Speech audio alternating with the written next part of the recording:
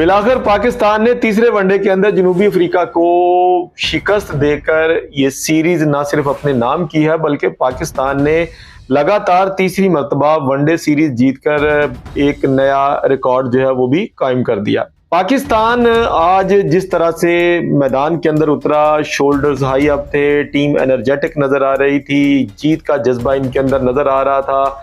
लग रहा था कि आज टीम जो है वो कंपोज होकर मैदान में उतरी है। लेकिन जब टॉस हुआ तो टॉस के साथ ही हमारा जो हमारी जो एक प्रेडिक्शन थी वो ये थी कि आज जनूबी अफ्रीका ने खुदकुशी कर ली है, क्योंकि पाकिस्तान की विकेटों के ऊपर आप टॉस जीतकर जो है अगर पहले बैटिंग करते हैं तो मतलब ये है कि आप अपने आप को आ बैल मुझे मारने वाली बात करते हैं। तो पाकिस्तान ने दूसरे वनडे के अंदर भी यही काम किया था, और पाकिस्तान अगर आज टॉस जीत भी जाता तो वो कभी भी बैटिंग के लिए ना जाता। लेकिन जनूबी अफ्रीका ने न जाने क्यों इस खुदकुशी को अपने नाम किया, तरजीह दी, बैटिंग के लिए आए। और बैटिंग में भी कोई इतना बुरा तजर्बा नहीं था उनका।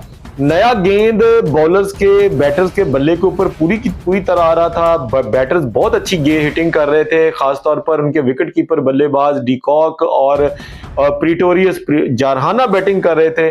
लेकिन जैसे ही 15वें ओवर का आगाज होता है तो स्पिन अटैक जो है वो उनके ऊपर जो है वो सलमान आगा की सूरत में जो है वो लाया जाता है।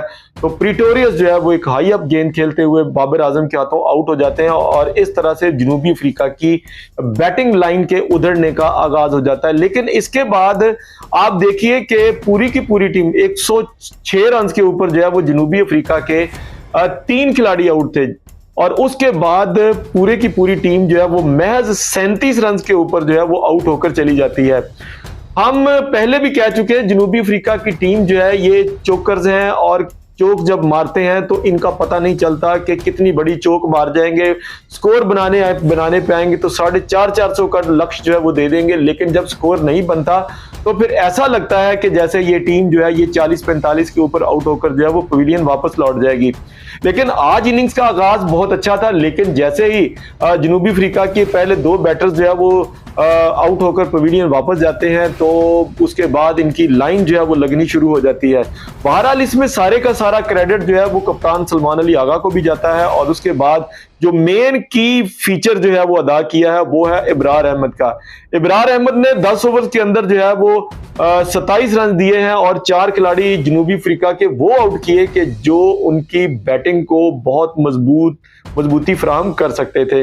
मोहम्मद नवाज ने भी जनूबी अफ्रीका की बैटिंग के बखे उधेड़ दिए। शाहीन शाह अफरीदी ने जो आखिरी 2 खिलाड़ी थे अपनी तेज बॉलिंग से जो है वो उनका जो है वो सफाया करके जनूबी अफ्रीका की इनिंग्स को 143 रन के ऊपर ढेर कर दिया। बहरहाल आज के मैच में इब्रार अहमद को मैन ऑफ द मैच जो है वो करार दिया, जबकि जनूबी अफ्रीका की तरफ से उनके विकेट कीपर बल्लेबाज डी कॉक को मैन ऑफ द सीरीज जो है वो दिया गया। ताहम साइम अयूब जो पाकिस्तान की तरफ से एक बेहतरीन बल्लेबाजी की, आज लगता था कि साइम अयूब जो है उनके अंदर पुराने साइम अयूब की रूह जो है वो आज वापस आ चुकी थी, जो गिन कर जो है वो बॉलर से बदले ले रही थी, और साइम अयूब का हर बॉल जो था वो लेग स्टंप की तरफ जो है वो या चौके के लिए जा रहा था।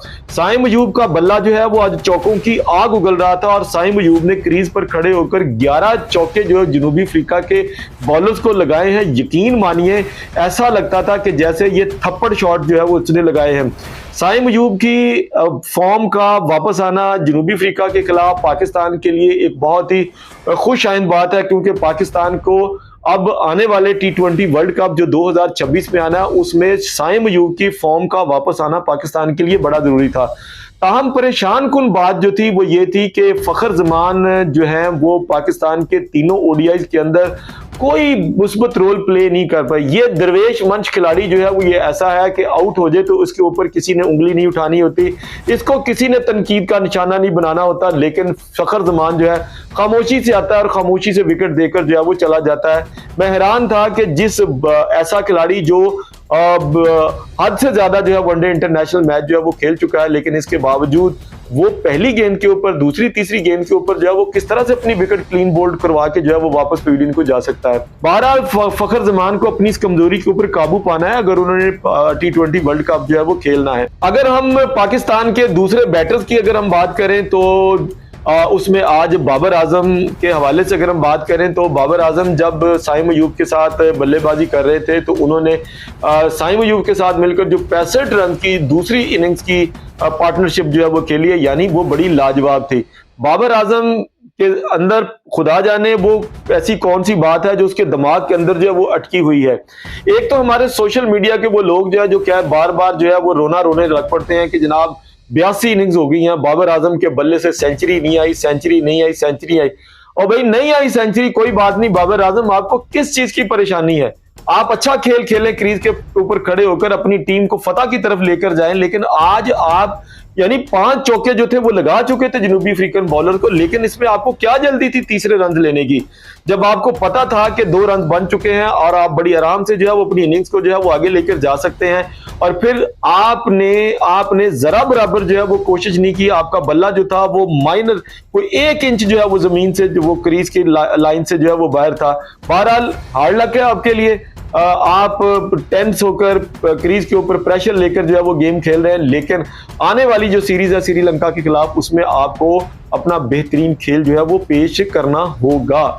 जी हाँ, उसके बाद जनाब मोहम्मद रिजवान आते हैं और मोहम्मद रिजवान 45 गेंदों के ऊपर जो है वो 32 रन की शानदार इनिंग्स खेलते हैं और पाकिस्तान को एक विनिंग नॉक की तरफ ले जाते हैं। तो पाकिस्तान की अगर टोटल जो है वो अगर आज के दिन की कारकर्दगी का जायजा लिया जाए तो पाकिस्तान की इनिंग्स बॉलिंग में, बैटिंग में, फील्डिंग में, हर शोबे में लाजवाब थी। तीनों ने मिलकर जनूबी अफ्रीका की बैटिंग को भी, उनकी बॉलिंग को भी और उनकी फील्डिंग को भी चारों शाने जो है वो चित करके रखा हुआ था।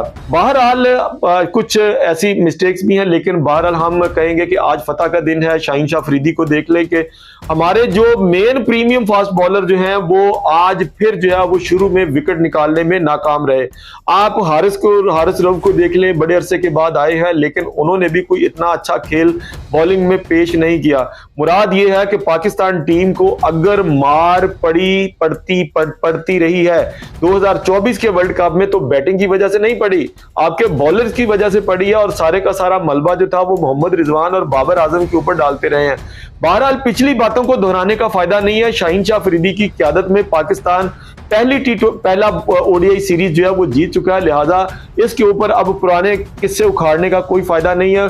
आगे बढ़ने की बात करें, शाहीन शाह अफरीदी पहली ओडीआई सीरीज जीत चुका है। शाहीन शाह अफरीदी को अपनी बॉलिंग के ऊपर जो है तवज्जो देनी होगी और सोचना होगा कि उनकी बॉलिंग के अंदर आखिर ऐसा कौन सा फ्लॉ है जिसकी वजह से वो विकेट निकालने में जो है वो नाकाम हो रहे हैं।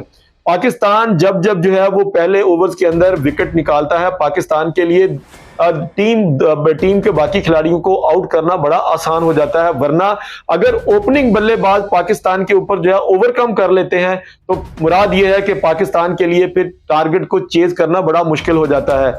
जैसे जनूबी अफ्रीका ने अपनी पहली बारी के अंदर जो है वो पाकिस्तान को जो है वो बड़ी मुश्किल से जो है वो जीतने दिया था। अब यहां तक ये भी कहा जा रहा है कि ये तो जनूबी अफ्रीका की डी टीम थी।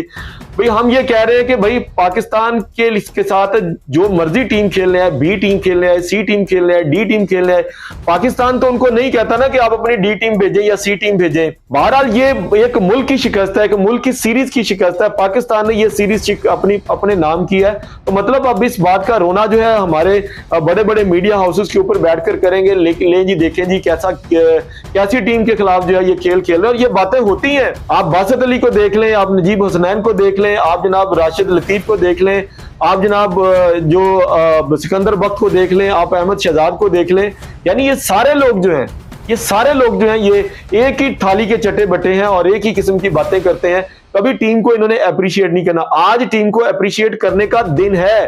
बाबर आजम अच्छा खेला है, मोहम्मद रिजवान अच्छा खेला है और साइम अयूब ने अच्छा खेल पेश किया है, तो फिर भी अगर हम इन सब तमाम टीम के खिलाड़ियों के खिलाफ जो है वो जहर उगलते रहे तो मेरा ख्याल है कि हम पाकिस्तान के जो है मुद्दे वतन जो है वो नहीं है। बहरहाल आने वाली जो सीरीज जो है वो श्रीलंका 11 तारीख से पाकिस्तान के खिलाफ जो है वो अब मैदान में उतरेगी। पाकिस्तान को देखना है कि जनूबी अफ्रीका के खिलाफ उनके अंदर जो खामियां थी बैटिंग में, जो बॉलिंग में, एक तो हमारे खुदारा हमारे सिलेक्टर जो है वो इस बात को जो है वो बनाए कि ये हुसैन तलत का क्या काम है टीम के अंदर। अब्दुल समाद इतना हीरा देखें, आज उसने हांगकांग सिक्सर के अंदर जो है 10 ओवर्स के अंदर जो है उसने 50 मारी है। ये होता है मॉडर्न डे क्रिकेटर और आपने उसको उठाकर जो है वो बाहर डाला हुआ है।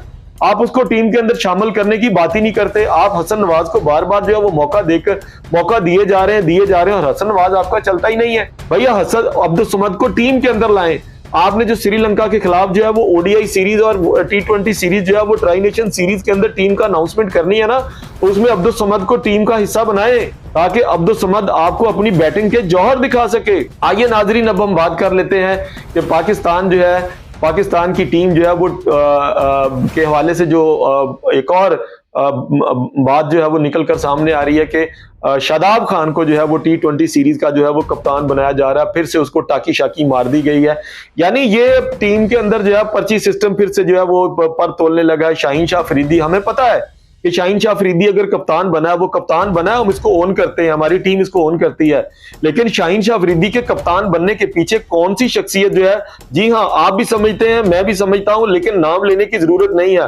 और उस बंदे ने बाबर आजम के खिलाफ जो है वो फिर जहर उगलना शुरू कर दिया है। तो फिर इस तरह तो फिर यही बात हुई ना कि बाबर आजम से सीधा कहेंगे भी शाहीन शाह अफरीदी टीम का कप्तान बन चुका है, लिहाजा उसके ससुर को आप पसंद नहीं है, भाई आप एक तरफ हो जाए तो उसको बाहर निकाल दें। आप दूसरी तरफ आप देख लें कि शादाब खान के पीछे कौन सी ताकत बैठी हुई है।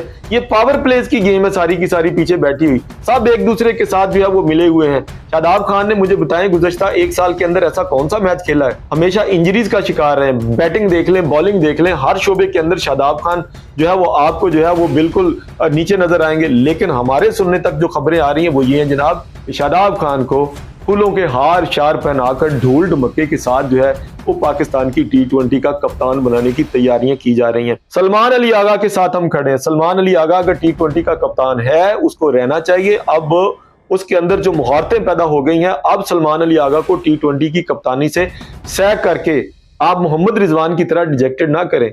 अब उसको T20 का कप्तान 2026 के वर्ल्ड कप तक जो है बरकरार रखना चाहिए आपको। शादाब खान को बतौर प्लेयर अगर आप खिलाना चाहते हैं, सत बिस्मिल्लाह खिलाएं, लेकिन कप्तानी के लिए खुदारा हमारी टीम ऑफिशियल से दरखास्त है कि शादाब खान को टीम की कप्तानी से दूर रखा जाए। लेकिन हमें पता है कि यहाँ पर राज चलना है लाहौर कलंदर का, यहाँ पर राज चलना है इस्लामाबाद यूनाइटेड।